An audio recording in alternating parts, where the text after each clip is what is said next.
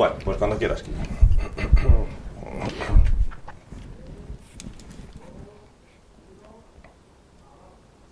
¿Qué tal? Buenas noches, bienvenidos señoras y señores a Primera Plana, una semana más en este programa que pretende acercarles, como ya saben, la actualidad.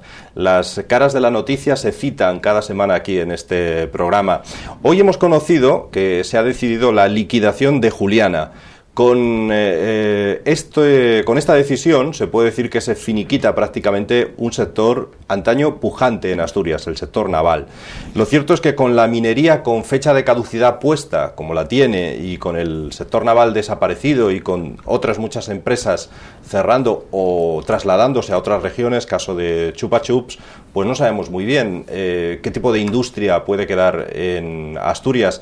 Hoy nos proponemos hablar de esto, precisamente como decíamos, en esta jornada, en esta semana se ha conocido la liquidación de Juliana y por eso queríamos rescatar casi del armario, podríamos decir, aunque desde luego nunca ha dejado la lucha sindical, a quien fuera protagonista de momentos, yo creo, históricos para el sindicalismo asturiano, algo que le costó incluso pasar por Villabona, ni más ni menos. Hoy está con nosotros Cándido González Carnero, sindicalista de CSI. Cándido, muy buenas, bienvenido. Muy buenas. Yo estoy acostumbrado a decirlo de tirón, Cándido y Morala. Desde aquí enviar un saludo a Morala porque no está precisamente bien de salud, aunque va mejorando, y desearle eso, que mejore completamente, ¿no? Sí, todos se lo deseamos. Pasó por un momento malo, pero bueno, afortunadamente se está recuperando y yo creo que Morala estará con nosotros otra vez y en la brecha hasta que el cuerpo aguante, como se suele decir, ¿no? Que con estas cosas que están pasando, yo no sé si podrá aguantar mucho, la verdad, pero bueno, sí. Yo creo que lo que más debe lamentar uno a estas alturas es que tanto luchar para luego, como se dice aquí en Asturias, ir a morir a la orilla del río, ¿no? Tanta lucha, y al final el sector naval, por ejemplo, por el que tanto luchasteis vosotros, como ya avisabais, ha quedado desmantelado. Sí, y desde luego sentimos mucho no habernos equivocado en el diagnóstico que desde nuestro sindicato hicimos desde casi siempre, porque advertíamos de que los procesos que se estaban llevando, los procesos de reconversión y las gestiones que se estaban haciendo con los astilleros nos iban a llevar a esta situación. Hoy, desgraciadamente, conocimos la noticia de la liquidación de Juliana. Hay que decir que Juliana hasta hace 3 años era un astillero público, un astillero rentable, uno de los astilleros con las mejores instalaciones de Europa para el tipo de construcción naval que se está haciendo ahora, y desde luego tenemos que decir que la gestión política, bajo el engaño permanente a los trabajadores y a la sociedad en general, han ido a la liquidación del astillero, y hoy se confirmó esta noticia. Creo que es una noticia malísima para Asturias, una noticia que vamos a lamentar durante mucho tiempo, tal y como están las cosas en estos momentos, porque el sector naval, junto a la minería, es uno de los sectores que siempre generó más empleo. Estamos hablando, yo me acuerdo de la época en los astilleros, de 6.000 puestos de trabajo, que se dice pronto, cuando funcionaban los 5 astilleros a pleno rendimiento. Es verdad que la situación es diferente, pero tampoco es para cerrarlos todos, ¿no?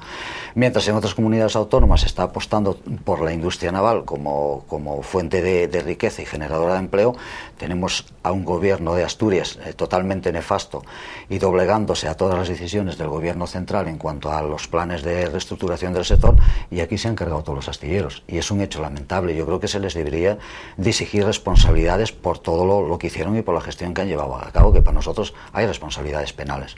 Además, es que no hay quien sustituya, no hay sector, ni hay industria, ni hay nada que sustituya a esto, al sector naval, a los astilleros, ni a la minería, ni a ninguna de estas que desaparecen, ¿no? No, porque si hicieron un proyecto industrial que fue desaparecer toda aquella industria que consideraban que no era rentable, y cogieron, la destruyeron, la minería, el sector naval, el textil. Bueno, es que yo creo que en Asturias no queda absolutamente nada de la industria importante, ¿no? Y por tanto, bueno, estamos viendo que estamos llegando a la cifra ya de 80.000 parados, que yo creo que serán más, y esto no lo puede soportar Asturias, ¿no? Más las estadísticas que están dando que en los próximos años puede desaparecer un montón de gente, y vamos, esto tiende a desaparecer. Y el gobierno regional, los sindicatos mayoritarios que han firmado todos los planes que se están presentando a las empresas, todos los seres sabidos y por haber, pues bueno, también tienen su parte de responsabilidad, y eso hay que decirlo.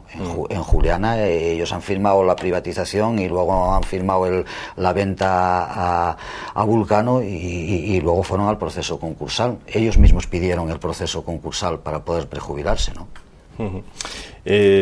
¿Había salvación para este sector naval o, como tú dices, pues iba siendo deficitario y había que pasar página? Sí, nosotros estamos plenamente convencidos que había salvación. Y nosotros denunciamos, siempre lo dijimos, que los astilleros cierran por una mala gestión intencionada, por intereses políticos e intereses especulativos, claramente. Naval Gijón, que la alcaldesa decía que no iban a especular con los terrenos, ya está proyectado un parque tecnológico con viviendas incluidas. Yo creo que Juliana lleva el mismo destino. ¿Quién nos dice que ahora que sale a concurso público no va a llegar un constructor que ponga encima de la mesa 16 o 20 millones de euros, unos terrenos que cuestan pues 5 veces más, por lo menos, no lo vaya a poner encima de la mesa y eso vaya a ser pasto de la especulación urbanística? Yo creo que es el camino y es el que está haciendo con todos los astilleros. Si echamos la vista atrás, vemos los que había más allá, Riera, vemos Cantábrico, que están todos edificados y con estos pretenden hacer lo mismo. Con Naval Gijón ya está y con Juliana pues es el paso siguiente el que queda. Luego allí se construye vivienda social, ¿no? Vivienda protegida. Sí, sobre todo eso, sobre todo vivienda protegida de 50, 60 millones de pesetas que están al alcance de cualquier trabajador. Sí. Bueno, ¿qué queda de las cargas policiales, de los encierros en los astilleros de Poniente, del lanzarle cócteles a la policía, de aguantar sus cargas, etcétera, etcétera? ¿Qué queda de todo eso? Recuerdos. Quedan recuerdos de una lucha dura, pero que bueno, siempre hay una parte negativa si al final la industria se cierra. Nosotros lo hemos intentado por todos los medios, hemos luchado, hemos peleado, hemos conseguido que mantener los astilleros abiertos 30 años, a medida que se fue reduciendo plantilla y los propios sindicatos iban firmando esas reducciones de plantilla, claro, la fuerza sindical se iba perdiendo, al menos en la parte que nosotros representábamos, porque cada vez quedábamos menos planes de prejubilaciones hasta que consiguieron dejar plantillas reducidas y al final, cuando ya no hay una fuerza sindical, pues coger, decir y cerrarlo, ¿no? Ir debilitando poco a poco, reduciendo poco a poco hasta... Eso fue lo que hicieron a lo largo de todos estos años, debilitar la fuerza sindical, la lucha obrera y acabar liquidando, haciendo lo que querían. Y para ello han invertido un montón de dinero que podían haber hecho los astilleros más competitivos del mundo, pero invirtieron el dinero para cerrarlos. ¿Qué opinión tenéis del papel en todo esto de la Consejería de Industria del Principado? Bueno, nosotros tenemos un papel tremendamente negativo y crítico. Este consejero de Industria ha hecho más daño a Asturias él en el tiempo que lleva como consejero de Industria que todos los consejeros anteriores. Y mira que con los consejeros anteriores hemos tenido cantidad de problemas, pero es que este consejero es totalmente nefasto, es inepto. Es un autoritario, es una persona que no escucha y es una persona que desde luego no está para defender los intereses de los trabajadores ni de Asturias. Y a hechos nos remitimos, ¿no? Sector naval, tenemos los ejemplos claros de Chupachus, de Venturo 21, bueno, de toda la industria que está cayendo. Autotex, tantas empresas que fueron cayendo. Sí. Ahora no se me vienen a la memoria todos, pero bueno, todas las que han ido cayendo, que son un montón de ellas, y él tiene una responsabilidad directa. Por lo tanto, bueno, nadie les pide la dimisión, nadie les dice nada y estos van a aguantar hasta el final del mandato, sacrificando empleos y lo que caiga, ¿no? Y a miles de familias que se ven afectadas por ese problema. Y yo digo, este consejero ha sido tremendamente negativo para los intereses de Asturias y nosotros consideramos que el más incapaz. Es un consejero que además va a Madrid a las reuniones de Pimar y es incapaz de defender los derechos. Nosotros sabemos, y hoy mismo lo denunciaron los responsables de Juliana, que él había pedido a Armón que retirara la propuesta de convenio al que se podía llegar hoy cuando todos los acreedores estaban de acuerdo mayoritariamente, y fue Pimar quien le dijo, y él presionó para que ese acuerdo no se llevara adelante. Entonces yo creo que es un ejemplo claro de que no tiene ningún interés en defender los intereses de Asturias, que le importa un pepino, y hay otros intereses por encima de eso que sí está de acuerdo en defenderlos. ¿Qué hace ahora Cándido González Carnero? Estás en la lucha sindical, pero yo creo ya desde una segunda fila, ¿o no? Sí, la verdad es que sí, colaborando en el sindicato. Bueno, nosotros somos una organización pequeña, no tenemos liberados sindicales y siempre lo haces con el esfuerzo de la militancia. Yo soy un militante más, colaboro con el sindicato, afortunadamente está llegando gente nueva, pero gente nueva que no tiene futuro, porque son futuros trabajadores sin trabajo, ¿no? O sea, son parados.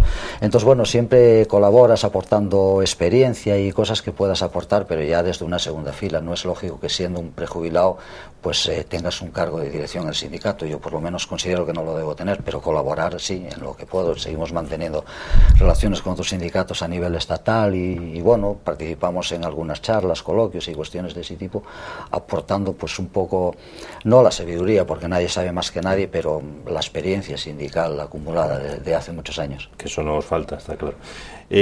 Malas y buenas experiencias, porque probablemente la peor fue cuando tuvisteis que ingresar en la cárcel en Villabona, ¿no? ¿O qué? No lo sé si sería la peor. Yo casi diría que no fue la peor, que las hubo peores. Por ejemplo, el haber peleado con los políticos a lo largo de estos años, con las decisiones políticas que fueron muy negativas para nosotros y ejemplos tremendamente malos en cuanto al modelo laboral que trataron de aplicar. Eso fue muy negativo, ¿no? Ir a la cárcel por defender el puesto de trabajo no es ningún trauma. Nosotros por lo menos no nos originó ningún trauma. Hemos pasado por situaciones más duras, las detenciones, estancias en comisarías, el ver cómo se perdían puestos de trabajo, los despidos, la lucha sindical, ver que compañeros perdían un ojo en la pelea. Para nosotros fue todo mucho más duro eso que la cárcel, ¿no? Y de eso guardamos recuerdos muy negativos y muy tristes a la vez. ¿Cuánto tiempo estuvisteis? No, en Villabona estuvimos 23 días, pero salimos por la presión social, pero todavía está pendiente, no está cerrado el Eso caso. te iba a preguntar, ¿cómo está ese asunto? Bueno, estamos en un proceso por parte del juez a partir del Consejo de Ministros, que nos concedió un indulto trampa, porque nos rebajó la pena de prisión de 3 a 2 años, con lo cual estaba condicionado a que pagáramos al Ayuntamiento de Gijón la cámara que nos reclamaba.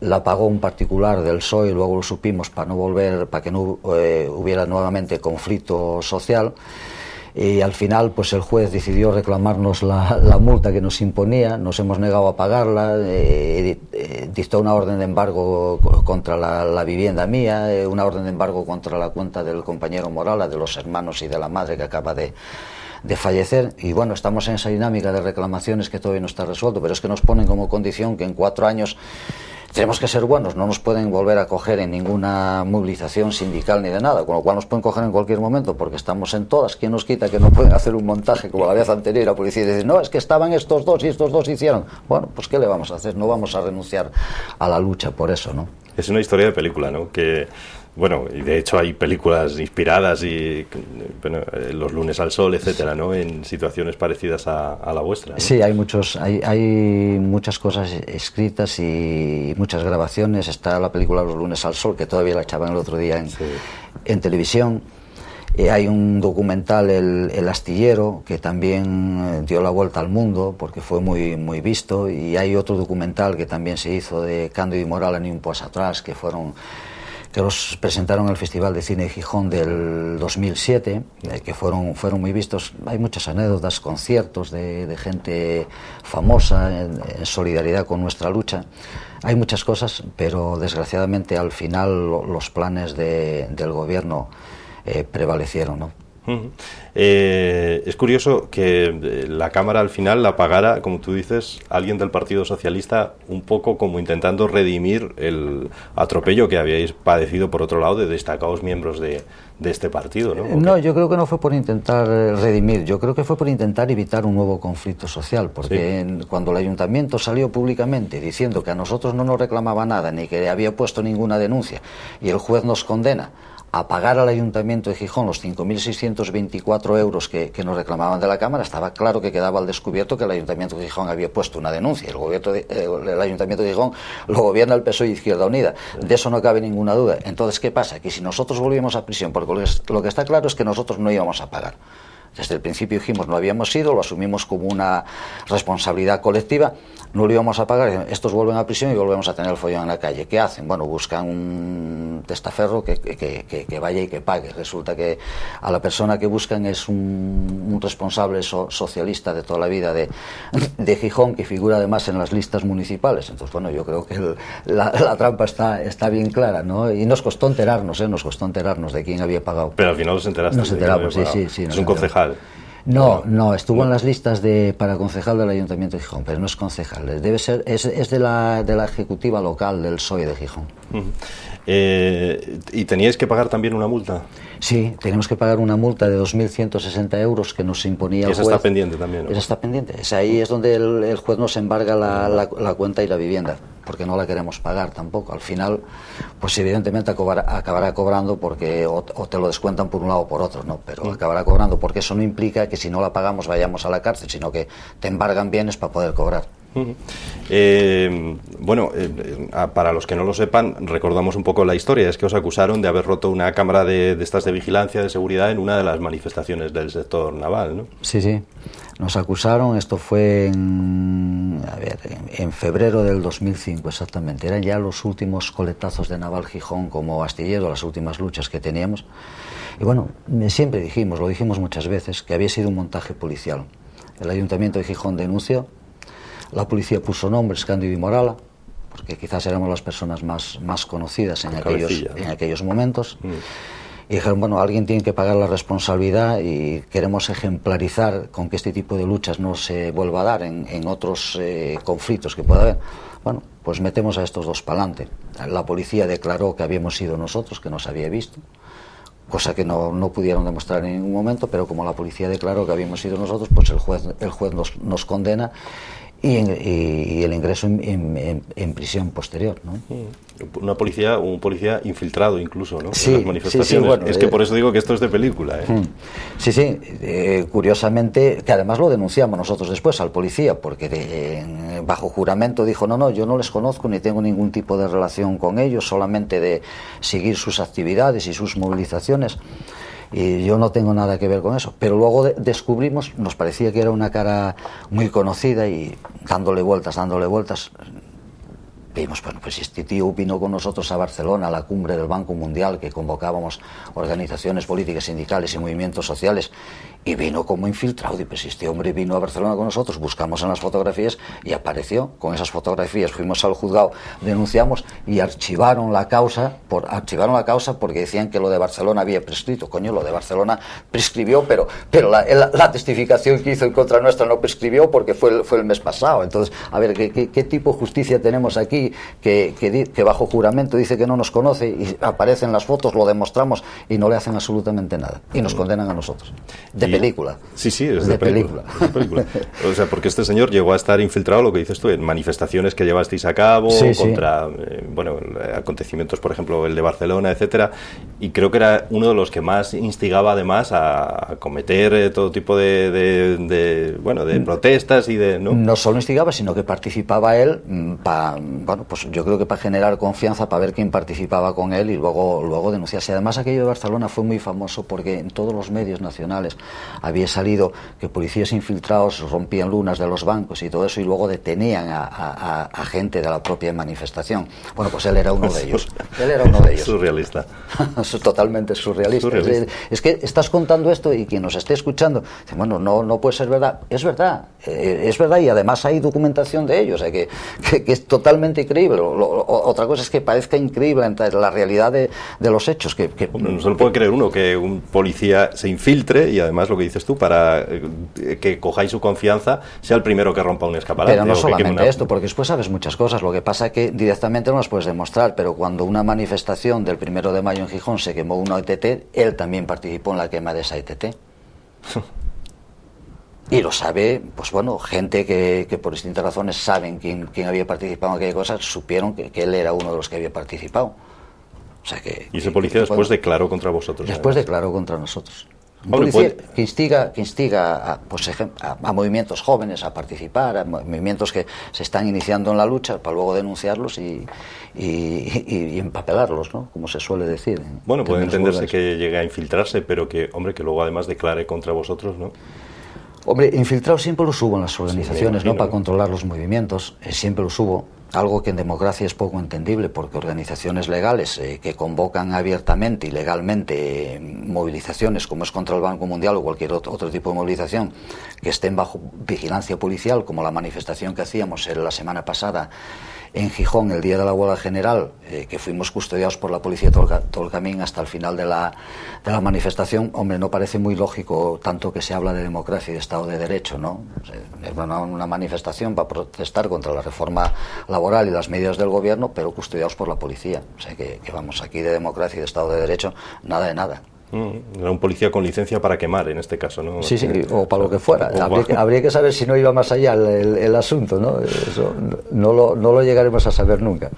Bueno, y hoy por hoy, después de lo que vimos el 29 de septiembre, donde, no sé si estás de acuerdo, pero parece que hasta los sindicatos tuvieron que asegurar que había más gente en la calle de la que realmente había, en fin, no sé, como que se ha perdido un poco esa lucha sindical. Hoy por hoy, ¿crees que es así, que eso ha ocurrido? Sí, no, yo creo verdaderamente que es así.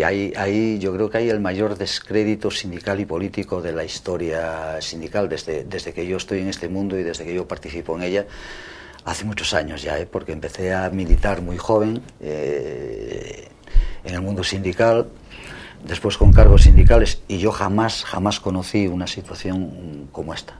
Hay un descrédito total, nadie cree ni en los sindicatos ni en los políticos, porque es que no hay razones para creer con todo lo que estamos viendo. Entonces es normal que haya ese desencanto, y ese desencanto se manifieste pues no participando y poniendo problemas en la huelga general, porque en tiempos mucho más difíciles, en la época del franquismo, había duras huelgas generales con mucha participación, donde ni siquiera se necesitaban piquetes, se paraba por conciencia. En estos momentos no hay una conciencia social de paro ante una huelga general. ¿Pero por qué? Porque bueno, pues yo creo que la sociedad está un poco cansada de todos estos pactos que se vienen firmando desde hace muchos años, que traen consecuencias negativas para los trabajadores. Ahora nos quieren vender una reforma laboral que va a generar empleo, y es la reforma del despido. ¿Cómo despidiendo se puede generar empleo? De ninguna manera. Y la prueba evidente es que de 34, 35 reformas laborales que llevamos, ninguna generó empleo.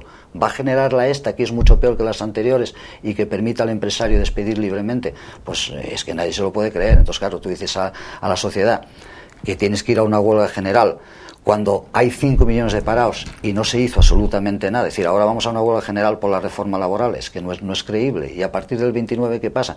Pues no sé, igual se sientan en la mesa del gobierno patronal, sindicatos, y negocian la reforma de las pensiones con más recortes para los trabajadores, que posiblemente ocurra eso. Vamos camino de ello. Sí. Vamos camino de ello. Y de la reforma de la seguridad social, que también está en marcha, con lo cual estamos hablando de recortes continuos y permanentes, no de lucha permanente para frenar eso, que era a lo que deberían de llamar los sindicatos. Porque hoy, con la sociedad en la calle manifestando el rechazo a las medidas del gobierno, yo estoy completamente seguro que no se atrevían a aplicarlas en la forma que las están aplicando. Bueno, es, como tú dices, descrédito de no sé si de todos los sindicatos. Me imagino te refieres a los sindicatos mayoritarios, quizás, ¿o no? Me refiero a los sindicatos mayoritarios fundamentalmente, pero cuando hay un descrédito sindical y se mete todo en el mismo paquete, socialmente no se hacen diferencias, o se desvirtúan a todo el sindicalismo por igual. Hombre, nosotros quisiéramos salvarnos de esa situación, no estamos en mesas de negociación, no negociamos ERES, no negociamos despidos, luchamos contra la injusticia, pero yo reconozco que a la hora de hablar, cuando se machaca tanto y hay tantas críticas hacia los liberados sindicales, hacia los privilegios sindicales, meten a todo el mundo por igual, no se diferencia.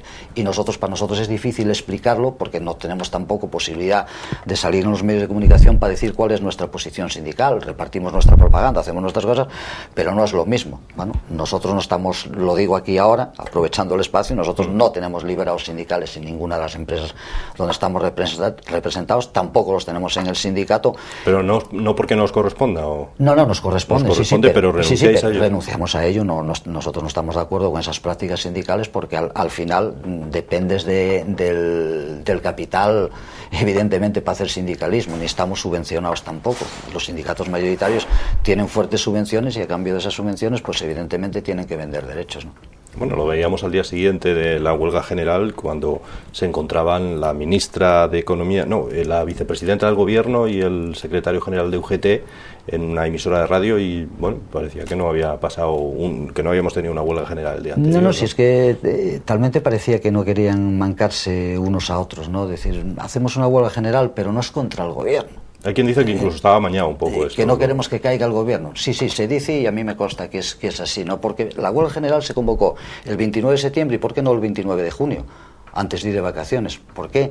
Bueno, pues porque el 30 de junio finalizaba la presidencia española en la Unión Europea, y no se quiso hacer daño al gobierno durante esa presidencia. Entonces ahí sí se dice que la huelga general fue pactada para septiembre, como diciendo, no hay otra salida, tenemos que convocártela porque si tú sigues con estas medidas vamos a convocarte la huelga general. Entonces la convocaron en septiembre, pero luego dijeron bien claro, no es una huelga general para derribar al gobierno.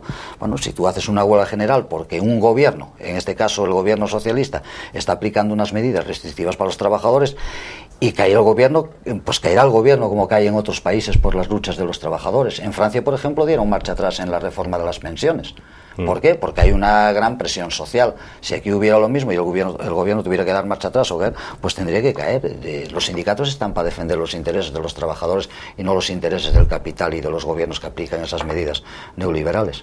¿Y la huelga además contra quién? Porque no sé si eso quedaba claro, ¿no? Bueno, esa es otra cosa. Hay que tener en cuenta que el día 29 había una jornada de lucha europea y se convocó la huelga el día 29 con motivo de la lucha europea, con lo cual se disfrazó también la huelga diciendo que era una huelga contra las medidas económicas que se estaban aplicando a nivel europeo. O sea, que no fue tanto contra el gobierno, que es quien las está aplicando aquí, como contra el capital. No quedó para nada claro, ¿no? Aquí se disfrazó todo, se hizo la huelga general y al final pues no se sabe muy bien a quién se culpaba de esta situación, y para nosotros el culpable está claro, es claro quién es. No obstante, ¿no debe cambiar un poco el actual sindicalismo? Quiero decir, pues no sé, hay ejemplos en Alemania, por ejemplo, los sindicatos han conseguido con Siemens que se les garantice el empleo de por vida si aceptaban una rebaja salarial, por ejemplo. Quiero decir, no se echan de menos acuerdos efectivos y no simplemente el salir a la calle y poco más, ¿no? Hombre, hay muchísimas fórmulas, como trabajadores siempre estamos dispuestos a negociar. Los conflictos no gustan a nadie, los conflictos siempre tienen repercusiones serias, por ejemplo económicos, ya para empezar.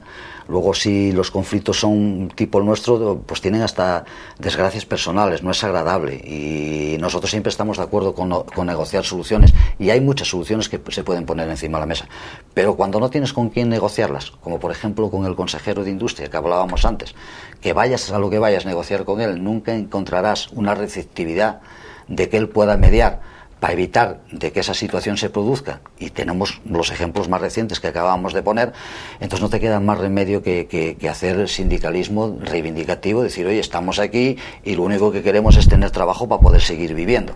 Pero claro, con estos políticos, como es el caso del consejero, que no resuelve absolutamente nada, ni media ante nada, sobre todo que vaya a beneficiar a los trabajadores.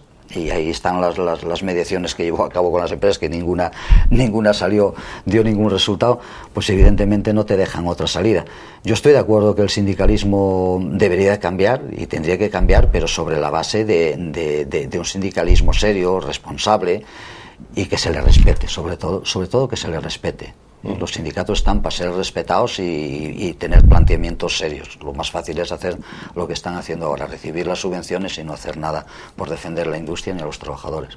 Probablemente quizás no deberían estar subvencionados los sindicatos, ¿no? Bueno, yo le planteé esa misma pregunta a un responsable de comisiones obreras en esa silla y nos decía, bueno, ni la Iglesia Católica. Cuando la Iglesia Católica deje de estar subvencionada, pues comisiones, en este caso, que era quien me lo decía, pues también dejará de estar subvencionado.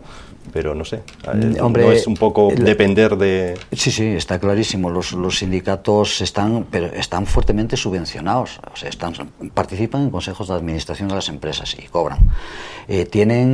Cobraron, yo creo que fueron 90 millones de euros cada sindicato este año de subvenciones del gobierno. Eso condiciona la acción sindical, no cabe ninguna duda que la condiciona. ¿Cómo te vas a enfrentar a quien te está pagando y te está manteniendo una estructura sindical enorme, ¿no? Los sindicatos han optado por la vía de hacer agencias inmobiliarias, empresas de... Y algunas acabaron mal, además. Sí, algunas acabaron mal, ciertamente acabaron mal. Seguros para los trabajadores.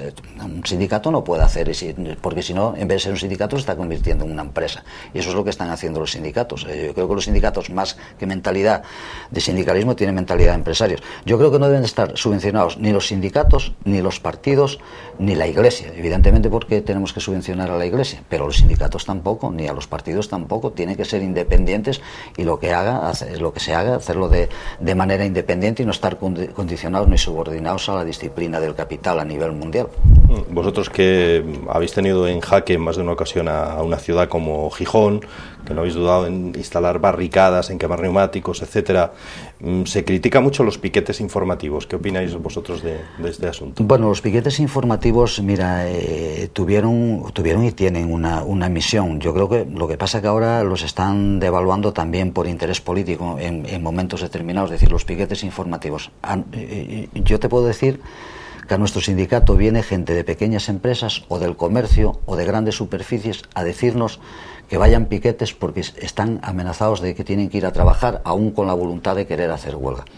Entonces, la presencia de los piquetes informativos, porque no se pretende, nadie está de acuerdo que los piquetes sean violentos, tienen esa función, la libertad de poder informar bien a esa empresa que obliga a trabajar a los trabajadores que hay huelga general y que tienen el libre derecho a ejercer el ir a la huelga. Y por otra parte, pues está también el poder que los trabajadores decidan, pero mayoritariamente que quieren ir a trabajar. Si mayoritariamente en una empresa deciden que van a trabajar, ahora cuando son dos trabajadores los que deciden en contra de la mayoría ir a trabajar, pues bueno, nosotros a eso lo llamamos esquirolear en las empresas. Tú tienes que asumir el planteamiento mayoritario. Pero en este sentido están desvirtuando también lo de los piquetes, pero debemos de tener en cuenta que la picaresca que se produce cuando hay una convocatoria, una huelga general, la presión que existe desde las grandes superficies, desde la pequeña empresa y mediana empresa, los servicios mínimos que se establecen y todo, es todo totalmente ilegal. Por lo tanto, bueno, los piquetes informativos yo creo que tienen razón de ser. No estamos diciendo que sean violentos, porque sin embargo en esta huelga general, curiosamente, no se dio ninguna situación, al menos en Asturias, que se haya producido ningún tipo de violencia, por ningún tipo, con lo cual quiere decir que hubo menos problemas que en otras veces. Otra cuestión es que valoremos si se paró por convicción o se paró por otras cuestiones que es verdad que yo creo que no había una gran conciencia social y posiblemente pues se haya parado pues por las dos cosas a la vez, ¿no? Porque hubo miedo a que pudieran actuar los piquetes, cosa que no ocurrió, y por el tema de otra gente por conciencia social y por necesidad de verse en el paro y de no ver futuro. Bueno, los únicos incidentes fueron en Barcelona con los antisistemas, etc. Sí, pero ahí fue distinto porque se aprovechó el desalojo de un banco ocupado en Barcelona, acusando que se habían metido allí los piquetes violentos y no sé qué. Bueno, lo que ocurre siempre en estos casos, ¿no? Luego, ¿qué pasa? Pues bueno, la información que sale en los medios es que gente antisistema, violentos y tal, se refugiaron ahí y fueron los que originaron el conflicto. Cuando la cumbre del Banco Mundial que mencionábamos antes... que allí también se armó, ¿no? Claro, también se armó, pero no la armó la gente que participaba pacíficamente en una manifestación. Fue la propia policía quien provocó los incidentes. ¿Pero por qué?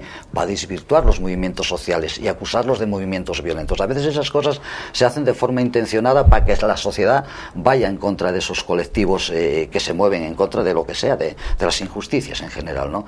Y eso se hace evidentemente con premeditación y alevosía. ¿Tú crees que puede haber este tipo de maniobra tan retorcida como para eso? Sí, lo creo porque lo vi y lo viví, y como lo vi y lo viví, pues claro que me lo creo. Pues Cándido, ha sido un placer tenerte aquí. Estaríamos mucho más tiempo contándonos, como tú has dicho durante la entrevista, tu experiencia, que es mucha en el terreno sindical, en la lucha, ya lo he dicho antes, ¿no? En las cargas policiales, en los encierros allí en los astilleros de Poniente. Yo recuerdo muchos de esos momentos que, dicho sea de paso, a los medios tanta portada nos dieron, porque mira que nos disteis imágenes espectaculares de neumáticos ardiendo, de encierros, de lanzar bolas, etcétera. Bueno, la verdad, mira, nuestro objetivo siempre era llamar la atención sobre un problema que teníamos. Nosotros sabíamos que saliendo a la calle, simplemente quemando una barricada de neumáticos, teníamos posibilidades de negociar. Es triste tener que decirlo, tenemos que quemar neumáticos o tenemos que quemar un coche viejo para poder negociar una solución. Una solución que al final era un parche, porque negociamos. ¿Y qué negociamos? Bueno, pues que contrataban 2 barcos y trabajábamos 3 años más, pero estando trabajando no había conflicto, con lo cual, bueno, eso demuestra que lo único que pretendíamos era trabajar. Y bueno, lo hacíamos simplemente por llamar la atención, y cada vez teníamos que hacer más cosas para llamar más la atención, para que nos hicieran caso, curiosamente. Y es verdad que ocupamos portadas de los medios, muchas cosas. También tuvimos muy buena relación con los medios, porque si algunas veces nos criticaban duramente, otras también nos protegían ante la injusticia. Hubo de todo, y yo creo que fue una experiencia positiva para la lucha sindical. Para nosotros no tanto, porque tuvimos desgracias a lo largo del proceso, y cuando no se consolida un proyecto ni una lucha, pues evidentemente eso te produce desencanto, tristeza, desengaños, muchísimas cosas que creo que en estos momentos no es bueno para la época que estamos viviendo. Cándido González Carnero, sindicalista veterano, sindicalista de CSI, gracias por estar con nosotros en esta entrevista hoy. Gracias a vosotros y a esta casa que siempre nos disteis un espacio en mejores y en peores momentos, pero siempre nos habéis dado un espacio y siempre venimos encantados que nos llaméis aquí. Gracias. Nosotros encantados además de recibirlos, igual que vamos a estar encantados de recibir a la siguiente entrevista dentro de unos instantes. Nos vamos a ir a una pausa para la publicidad y enseguida volvemos.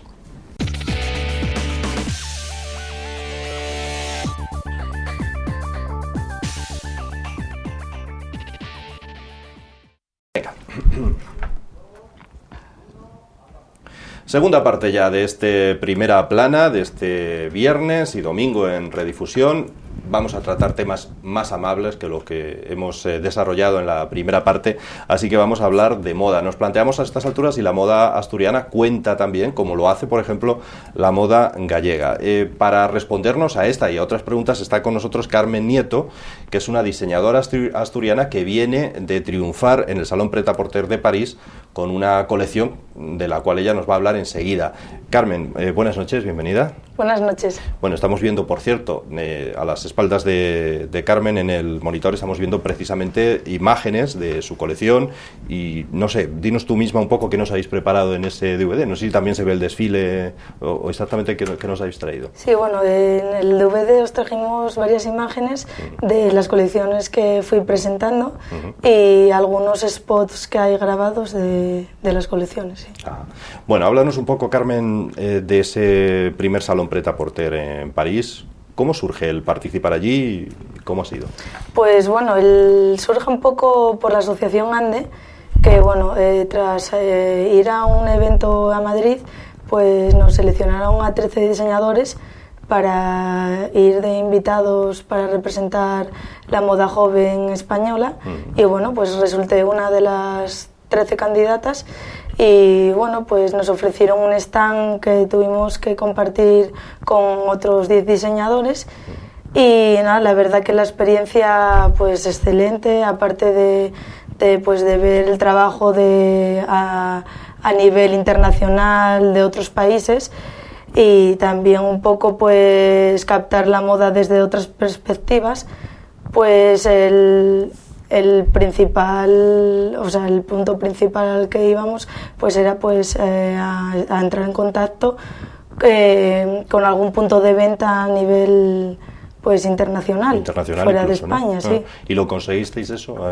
¿Se han fijado un poco en la moda española desde fuera de nuestras fronteras? Sí, la verdad que bueno, yo hice varios contactos que se interesaron mucho en mí y bueno, yo quedé muy satisfecha. La verdad que bueno, que es un salón muy grande y que bueno, hay mucha competencia, hay muchos diseñadores y bueno, yo la verdad que quedé muy contenta. ¿Qué importancia tiene este Salón Pret-a-Porter de París? Para los que así no entendemos mucho de moda, explícanos qué importancia tiene. Claro, pues junto con el de Nueva York, Milán, pues es uno de los más importantes, porque bueno, en París están las tendencias, la moda. Una de las capitales de la moda. Sí. ¿No? Y bueno, para cualquier diseñador, pues estar en el Salón de Pret-a-Porter exponiendo la colección que vas a presentar, pues es un orgullo y siendo tan joven, pues tener la oportunidad de poder ir y de estar allí, de vivir la experiencia sobre todo. ¿Qué edad tienes, Carmen? 23 años. 23 añitos y ya has conseguido esto que es importante, pero ¿por qué comienzas en esto de la moda? ¿Cómo comienzas en todo esto? Pues porque a mí desde muy pequeña siempre me ha apasionado pues la moda, lo que era pues el crear. Y bueno, desde los 16 años pues ya comencé un poquitín a diseñar complementos y de ahí pues fue la evolución con los años, vivía de eso. Estudié diseño de joyería y primero bueno, pues me dedicaba a los complementos y luego ya pues surgió pues el diseñar ropa y ahora pues ya vas evolucionando, saco colecciones completas de ropa y complementos. Ahora ya tengo una empresa detrás conmigo que se que se llama Van Love, y que pues somos un equipo que tenemos dentro de la empresa, pues hay varios puntos fuertes, pues está el tema de comunicación, de relaciones públicas, y que bueno, que todos unidos pues queremos llegar a innovar y a hacer cosas diferentes a las que voy haciendo hasta ahora. ¿Se puede vivir de esto de la moda en España o no? Sí, ahora mismo, bueno, pues como yo creo que en muchos sectores, pues hay que luchar mucho, pero bueno, yo de momento estoy viviendo de ello con mucho esfuerzo y mucho trabajo. Hay épocas mejores y épocas peores, pero bueno, de momento pues sí que se puede vivir. ¿Y se nota la crisis también o no? Sí, yo llevo poco tiempo, pero bueno, sí que se va notando estos últimos años que bueno, que la gente ya va un poquitín más pausada a la hora de comprar y de querer pues meter pues diseñadores jóvenes, pues son un poquitín más se esperan a que las cosas vayan mejor porque se van a lo seguro. Más prudentes, sí. No se arriesga tanto. No se arriesgan tanto. ¿Qué presentaste en París? Pues la colección de primavera-verano 2011. Tenía entendido que está inspirada en la película Blade Runner. Sí, bueno, esos fueron unos estilismos que tuvimos que presentar para la pasarela. Ajá. De ahí que hicimos un desfile, todos los jóvenes diseñadores, y bueno, sí, era una colección que estaba inspirada en esa película. Pero lo que es la colección que íbamos a vender para tiendas, pues es una colección muy fresca, muy versátil, muy femenina, con colores muy pálidos. Y bueno, pues la prenda estrella de la colección, que es la que siempre utilizo, que es el vestido. Tengo vestidos para diario y otros vestidos para eventos y ocasiones así más especiales. Por tanto, ya nos has descrito un poco esa colección de temporada primavera-verano 2011, pero adelántanos un poco, no sé, ¿qué se va a llevar? En esta época de crisis, dicen que cuando hay crisis influye también los colores, no sé si eligen colores más alegres o todo lo contrario, más oscuros, no sé exactamente. Ya, bueno, yo por ahí no me suelo guiar un poco, yo utilizo pues los colores y los cortes que a mí me gustan, y bueno, por el tema de la crisis tampoco hay que guiarse mucho, porque si no todos haríamos lo mismo. Entonces presento pues en la colección pues vestidos que tanto se puedan poner a diario, como que el mismo vestido lo puedas aprovechar para una fiesta, un cóctel, que te gastes el dinero, pero que te des una versatilidad, que a la hora de gastar un cierto dinero pues también es muy importante. ¿Moda tiene que ir relacionado con lujo? Quiero decir, ¿la moda tiene por qué ser cara? ¿O no necesariamente un vestido tiene que ser excesivamente caro?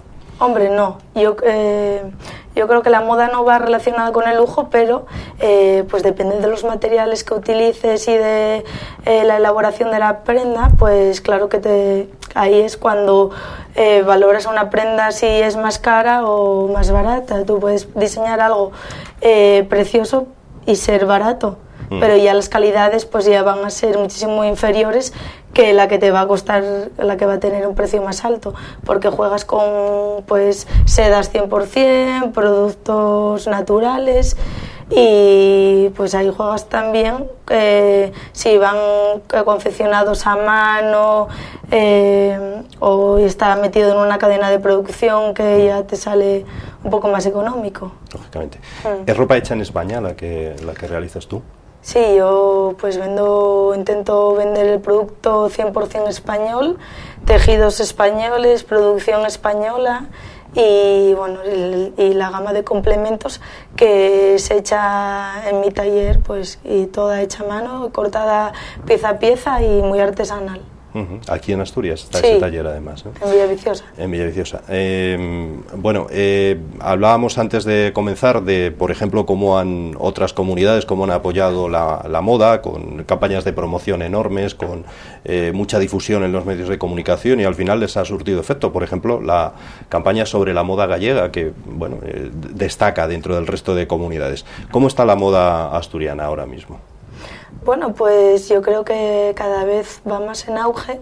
Hay pues muchas asociaciones que en este momento apoya la moda asturiana.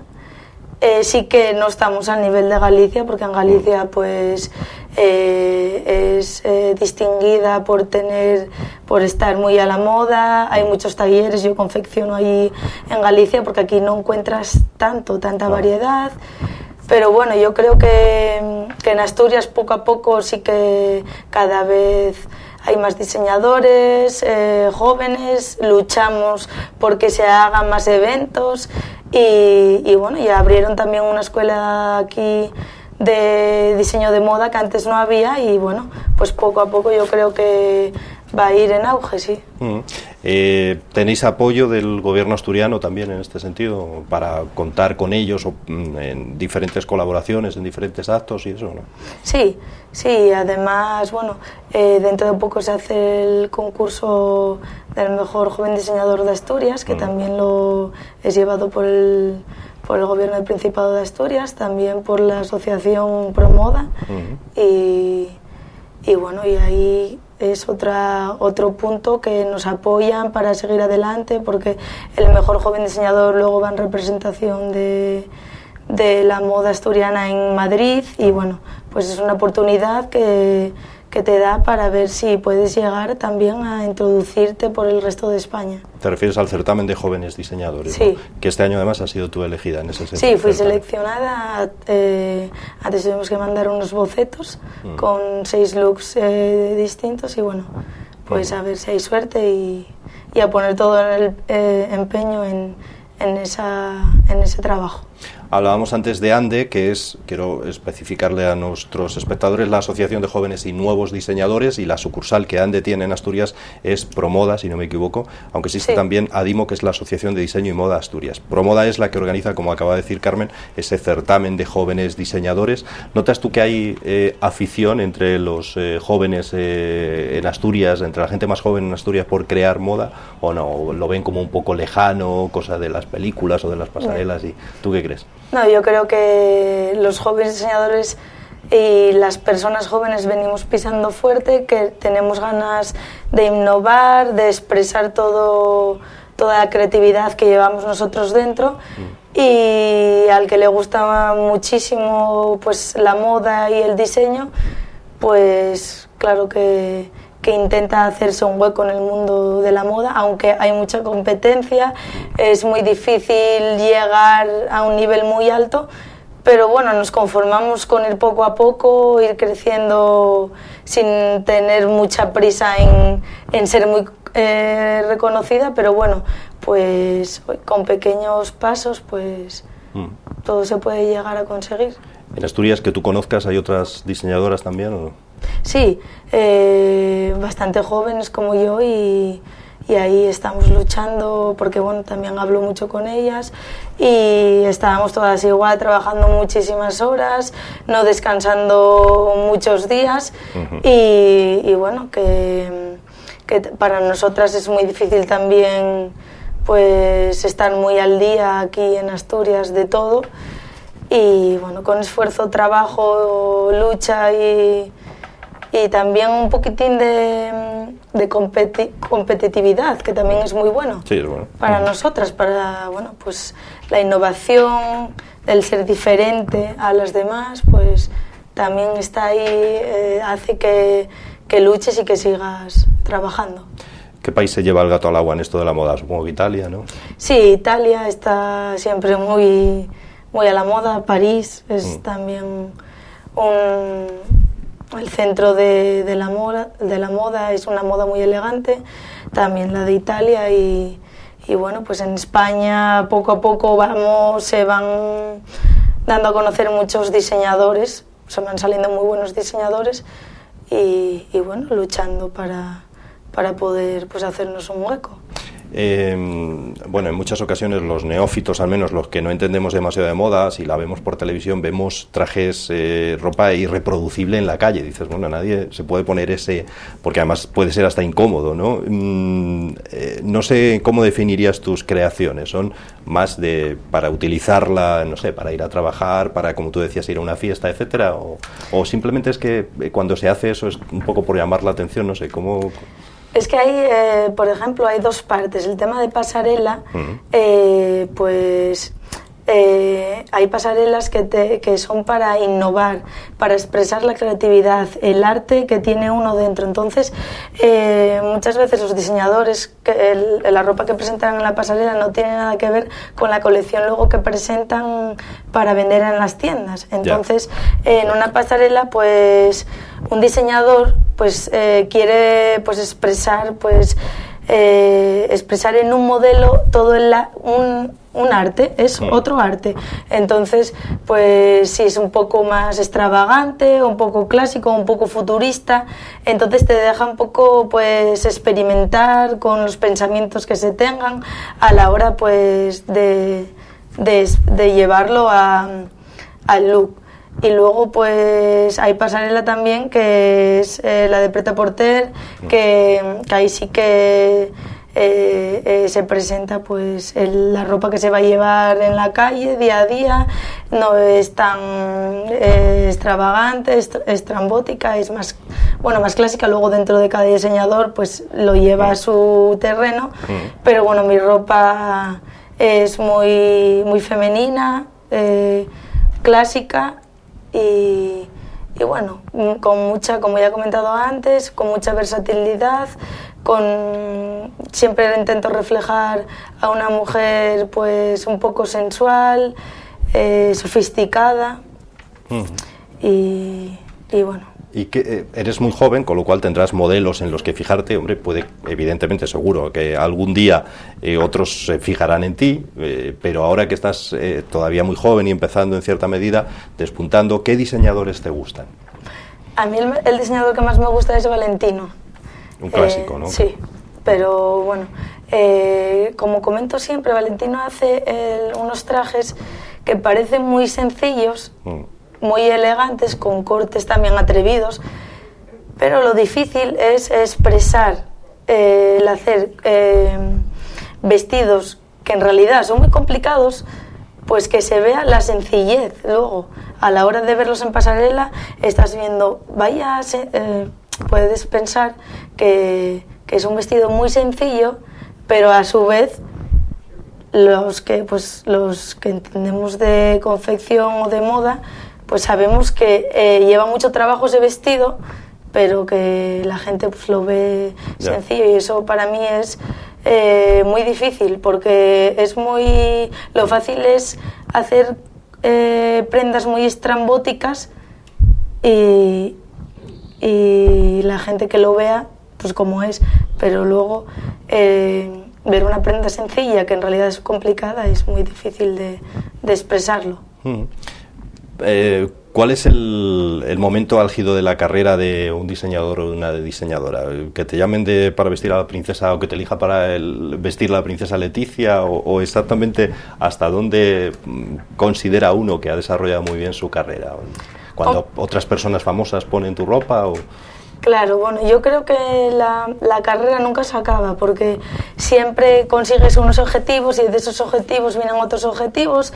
Entonces yo creo que el primer objetivo, y cuando te quedas satisfecho, pues es pues tener clientela. Yo ya me considero satisfecha de poder vender mi colección y que la gente la lleve en las calles. Ahora, pues que está de venderla en la calle a pues que pueda llevarla pues gente que sale en televisión, y de ahí que te salgan desfiles en pasarelas importantes, y que bueno, puedas desarrollar el trabajo un poquitín en otro nivel.